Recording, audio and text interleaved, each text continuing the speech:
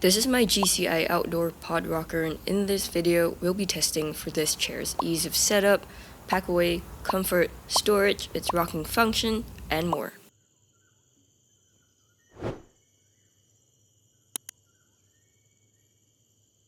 To set up this chair, first undo the drawstring at the top of the bag and release the cinch. Then pull the chair out of the bag. The carry bag is a bit on the tight side, so it takes some time to get out of, about 15 to 20 seconds or so. Next, stand the chair up on its feet. Locate opposite ends of the chair, pull it open until it's taut, and that's your chair fully set up.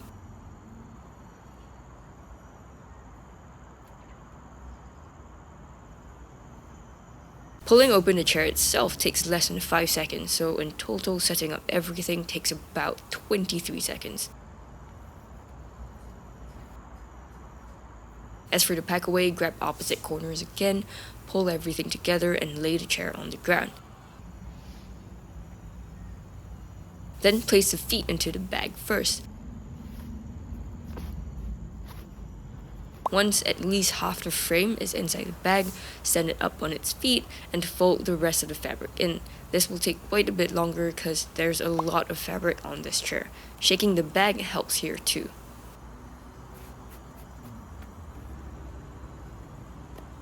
Altogether, on average, my entire pack away takes me about 45 seconds with the full breakdown on screen.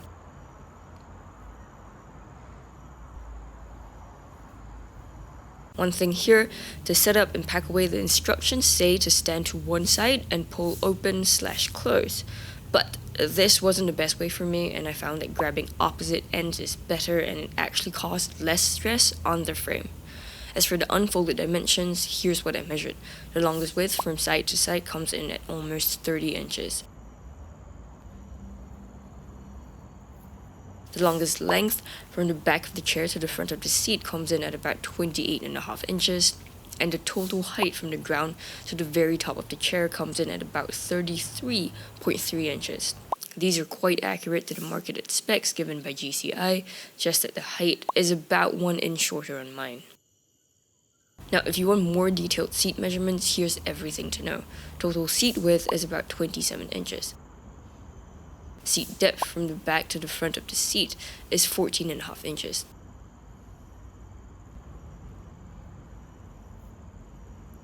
For this chair's seat height, when I took the height from the front of the chair, that came in at almost 18 inches. But when you sit down and you take the height from the ground upwards to where you're sitting down, that comes in at just slightly more than 11 inches. So overall, you're going to be sitting much lower than you're expecting to be. The backrest height, which is from where the seat ends to the top of the chair, comes in at about 25 inches. This is much higher than the marketed specs of 21.5 inches. But it still wasn't high enough to give me a neck rest. It only covered my entire back up to the bottom of my neck. And the backrest width is almost 27.5 inches.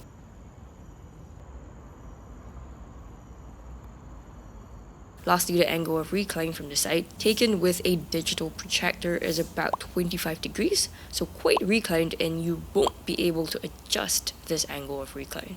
For storage, here's what we have. On the right, we have a phone pocket. This measures about 4.25 by 4.5 inches in dimensions, so just enough to fit a phone and not much of anything else.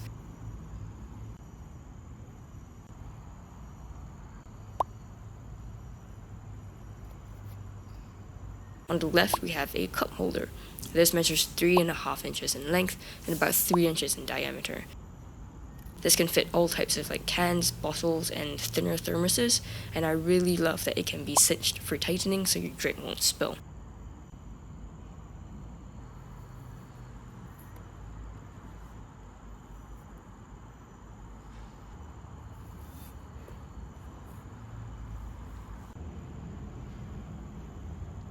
It doesn't fit a 1-liter Nalgene though.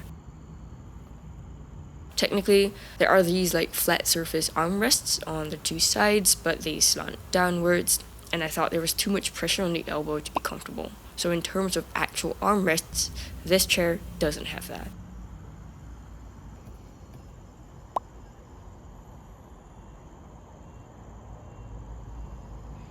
Now for the rocking function of this chair, you've got these two spring-loaded pistons at the back.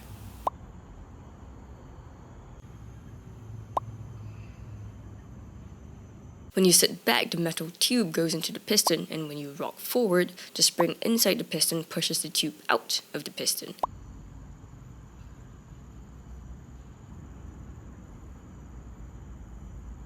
A few things to take note of here. One, I could only use a rocking function when I had my feet on the ground rocking. This is not like a traditional rocking chair where you can cross your legs and the chair will keep rocking. Because instead of having a full rocking curve at the bottom, this uses a spring mechanism where only the back of the chair can be rocked. So don't expect like a full range of motion here. But the great thing is that this doubles as a normal camp chair because this chair has two normal legs at the front. When you sit near the front, the back will lift and it's supported by your usual four-legged chair.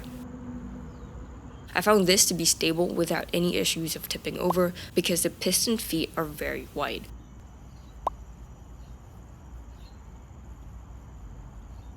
For ventilation, there are only two small mesh slits in the chair, with each of them measuring about 2.5 inches in longest width and 9 inches in longest length. After some calculation, I estimated this to be about 2 to 3% mesh, which isn't very much.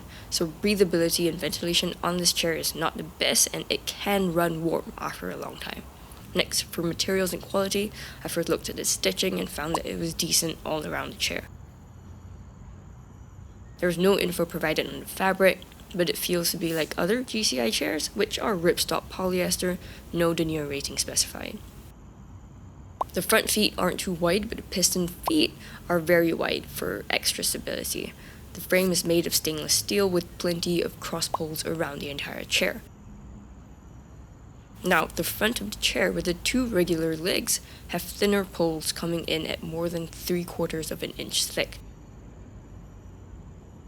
And the poles towards the back near the spring mechanism, these are thicker, coming in at between 0.9 to 1 inch thick, so decently thick and beefy.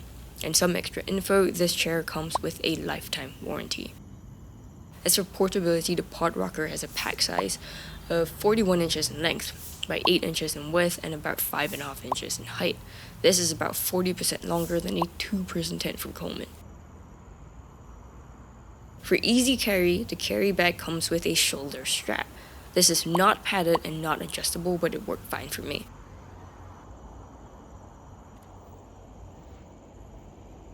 And as for weight, the chair itself weighs 11.8 pounds. The bag weighs 5.1 ounces, which is about 0.3 pounds, bringing the total weight to 12.1 pounds. This is slightly heavier than marketed.